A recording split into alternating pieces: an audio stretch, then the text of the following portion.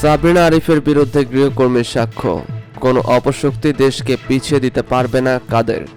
প্রতিষ্ঠাবার্ষিকীর cake খাওয়া নিয়ে ছাত্রলীগের তুমুল সংঘর্ষ, আহত 10। মানুষকে ধোঁকা দেওয়ার সময় সরকারের বেশি নেই আলাল। এতক্ষণ শুনছিলেন সংবাদের শিরোনাম, এবার শুনবেন বিস্তারিত আলোচনা। সাবরিনা আরিফের বিরুদ্ধে গৃহকর্মীর সাক্ষ্য, করোনা ভাইরাসের নমুনা পরীক্ষা না করেই ভুয়া রিপোর্ট দেওয়ার অভিযোগে জেকেজি হেলথ কেয়ারের সিইও আরিফুল হক চৌধুরী ও চেয়ারম্যান ডক্টর সাবরিনা আরিফ চৌধুরী সহ 8 জনের বিরুদ্ধে সাক্ষ্য দিয়েছেন আকলিমা আক্তার নামে এক গৃহকর্মী। বৃহস্পতিবার এ মামলায় সাক্ষ্য গ্রহণের জন্য দিন ধার্য ছিল। এদিন ঢাকার মহানগর হাকিম সাদবির ইয়াসিন আহসান চৌধুরী আদালতে সাক্ষী হাজির হয়ে সাক্ষ্য দেন। এ সময় বিচারক তার জবানবন্দি নেন। জবানবন্দিতে সাক্ষী বলেন, 2020 সালের 12 জুন বিকালে সিরাজুল ইসলাম তিনি সহ 3 জন করোনা ভাইরাস টেস্ট করার জন্য নমুনা জমা দেন। নমুনা দেওয়ার কিছুদিন পরে সিরাজুল ইসলামের করোনা ভাইরাস পজিটিভ আসে। এরপর সিরাজুল ইসলামকে আরেকটা হাসপাতালে ভর্তি করা হলে সেখানে করোনা ভাইরাসের রিপোর্ট নেগেটিভ আসে। এরপর আসামি পক্ষের আইনজীবীরা তাকে জেরা করেন। তার সাক্ষ্য গ্রহণ শেষে বিচারক পরবর্তী সাক্ষ্য গ্রহণের জন্য আগামী 26 জানুয়ারি দিন ধার্য করেন। এ নিয়ে মামলাটিতে 14 জনের সাক্ষ্য গ্রহণ শেষ হয়েছে।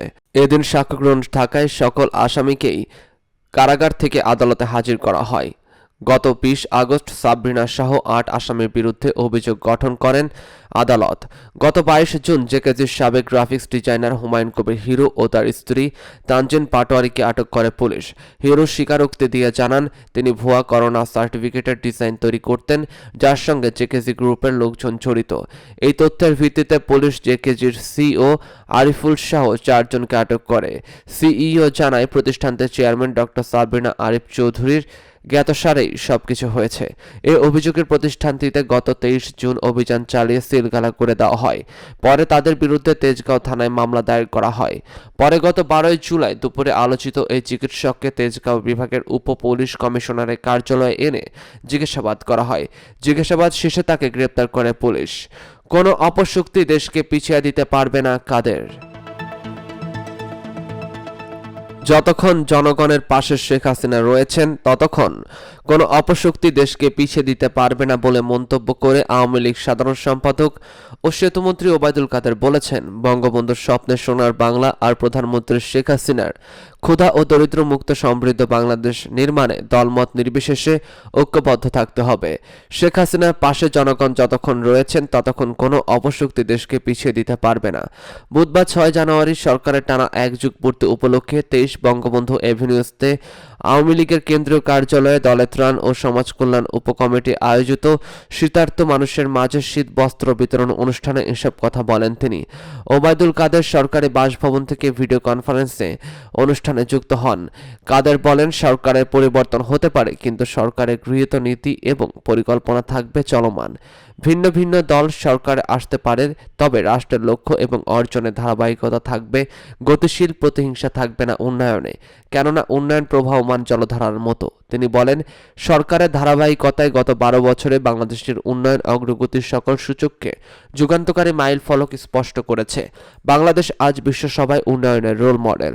অর্থনীতি ও আর্থসামাজিক ক্ষেত্রে বেশিরভাগ সূচক দক্ষিণ এশিয়ার সকল দেশকে ছাড়িয়ে অগ্রগতির অভূতপূর্ণ স্মারক বহন করছে। সেতুমন্ত্রী বলেন, দেশের গণতন্ত্রকে এগিয়ে নিতে ও গণতন্ত্রের প্রতিষ্ঠানিক রূপায়ণে অর্জিত হয়েছে দৃশ্যমান সফলতা। স্বাধীনভাবে কাজ করছে দুর্নীতি দমন কমিশন ও নির্বাচন কমিশন সহ অন্যান্য কমিশন। তিনি বলেন, করোনার মতো বৈশ্বিক মহামারী নিয়ন্ত্রণে ও প্রাকৃতিক দুর্যোগ মোকাবেলায় বিশ্বে অনুকরণীয় মর্যাদা রাষ্ট্রের পেয়েছে বাংলাদেশ। শেখ হাসিনার প্রজ্ঞা, দৃঢ়তা, সাহসিকতা, সততা ও কর্মনিষ্ঠা আজ বিশ্বনন্দিত। একসময় তালাবিহীন ঝুড়ির বাংলাদেশ আজ বিশ্বের বিস্ময়। বঙ্গবন্ধু কন্যা শেখ হাসিনার নেতৃত্বে দেশ পেয়েছে ঐতিহ্য। মন্ত্রী বলেন, পাট রপ্তানিতে বাংলাদেশ আজ বিশ্বে প্রথম। শুধু তাই নয়, ইলিশে প্রথম, তৈরি পোশাক রপ্তানিতে দ্বিতীয়। এছাড়া অন্যান্য ক্ষেত্র সহ চাল উৎপাদনে চতুর্থ স্থান পেয়েছে বাংলাদেশ। বাংলাদেশ সেনাবাহিনী এবং পুলিশ বিশ্ব শান্তির প্রতিষ্ঠায় রেখে চলেছে অনবদ্য অবদান। প্রতিবেশী দেশের সাথে অতীতের অবিশ্বাসের কৃত্রিম দেওয়াল ভেঙে নির্মিত হয়েছে সম্পর্কের নতুন সেতুবন্ধন। সমাধান হয়েছে দীর্ঘদিনের ছিটমহল বিনিময় কার্যক্রম। সড়ক পরিবহন ও সেতুমন্ত্রী বলেন, সামাজিক এবং যোগাযোগ অবকাঠামো নির্মাণের মধ্য দিয়ে বাংলাদেশ ইতিমধ্যেই যোগাযোগ খাতে রীতিমতো বিপ্লব সাধিত হয়েছে শেখ হাসিনার নেতৃত্বে। শতভাগ বিদ্যুৎ, পায়রা বন্দর মাতার বাড়ি প্রকল্প, গভীর সমুদ্র বন্দর, বছরের প্রথম দিনে পাঠ্যপুস্তক উৎসব, প্রধানমন্ত্রীর অবদান। শেখ হাসিনার হাত ধরেই metro rail, Karnaphuli tunnel, elevated express way নির্মাণাধীন স্বপ্নের পদ্মা সেতু এখন দৃশ্যমান। সম্প্রতি নোয়াখালী বসুরহাট পৌরসভা নির্বাচনে আওয়ামী লীগের মেয়র প্রার্থী মির্জা কাদেরের বক্তব্যের প্রসঙ্গে সাংবাদিকদের প্রশ্নের জবাবে ওবায়দুল কাদের বলেন, দলীয় সভাপতি বঙ্গবন্ধু কন্যা প্রধানমন্ত্রী শেখ হাসিনা ছাড়া কেউ দলে অপরিহার্য নয়। কোনো বিশেষ ক্ষেত্রে কাউকে কোনো ধরনের ছাড় দেওয়ার সুযোগ নেই। দলের শৃঙ্খলা ভঙ্গের অভিযোগে যে কোনো সিদ্ধান্ত দলীয় সভাপতি নিতে পারেন। শেখ হাসিনার ঊর্ধ্বে কেউ নয়। দল করলে সবাইকে দলের শৃঙ্খলা মেনে চলতে হবে। আওয়ামী লীগের সভাপতি মণ্ডলীর সদস্য বেগম মতিয়া চৌধুরীর সভাপতিত্বে ত্রাণ ও সমাজ কল্যাণ উপকমিটির অনুষ্ঠানে উপস্থিত ছিলেন আওয়ামী লীগের সভাপতি মণ্ডলীর সদস্য জাহাঙ্গীর কবির নামক, যুগ্ম সাধারণ সম্পাদক আফওয়ামা বাহাউদ্দিন নাসিম, ত্রাণ ও সমাজ কল্যাণ সম্পাদক সুজিত রায় নন্দী সহ অন্যান্য নেতৃবৃন্দরা। প্রতিষ্ঠায় বার্ষিকীর কেক খাওয়া নিয়ে ছাত্রলীগের তুমুল সংঘর্ষ, আহত 10। প্রতিষ্ঠাবার্ষিকীর কেক খাওয়া নিয়ে ছাত্রলীগের দুপক্ষের মধ্যে ধাওয়া পাল্টাধাওয়ার ঘটনা ঘটেছে। এ সময় পথচারী সহ অন্তত 10 জন আহত হন। আজ সোমবার 4 জানুয়ারি দুপুর 2টার দিকে পাবনা জেলা আওয়ামী লীগ কার্যালয়ের সামনে আয়োজিত জেলা ছাত্রলীগের আয়োজনকে কেন্দ্র করে এই ঘটনা ঘটে। প্রত্যক্ষদর্শীরা জানান, ছাত্রলীগের প্রতিষ্ঠা বার্ষিকী উপলক্ষে জেলা আওয়ামী লীগ কার্যালয়ে কেক কাটার আয়োজন করা হয়। জেলা আওয়ামী লীগের সাধারণ সম্পাদক গোলাম ফারুক প্রিন্স এমপি প্রধান অতিথি হিসাবে প্রতিষ্ঠা বার্ষিকীর কেক কেটে চলে যাওয়ার পর ছাত্রলীগ নেতাকর্মীদের মধ্যে কেক বিতরণ করা হয়। এ সময় পেছন থেকে কয়েকজন উচ্ছৃঙ্খল যুবক কেকের ওপর হামলে পড়ার চেষ্টা করলে হাতাহাতির ঘটনা ঘটে। এদিকে নাম প্রকাশে অনিচ্ছুক প্রত্যক্ষদর্শী কয়েকজন ছাত্রলীগ নেতা জানান, কেক কাটার পর জেলা ছাত্রলীগের ভারপ্রাপ্ত সভাপতি ফিরোজ আলী গ্রুপের সঙ্গে সাধারণ সম্পাদক তাজুল ইসলাম গ্রুপের মধ্যে ধাওয়া পাল্টাধাওয়ার ঘটনা ঘটে। প্রধান অতিথি চলে যাওয়ার পর কেক জোরপূর্বক নেওয়ার জন্য কয়েকটি নেতাকর্মী অন্যান্য নেতাকর্মীদের সাথে বাকবিতণ্ডা শুরু করে। এ সময় অন্যান্য নেতাকর্মীরা বাধা দেওয়ার চেষ্টা করলে শুরু হয় হাতাহাতি। এক পর্যায়ে দুই গ্রুপের মধ্যে ধাওয়া পাল্টা দেওয়া শুরু হয়।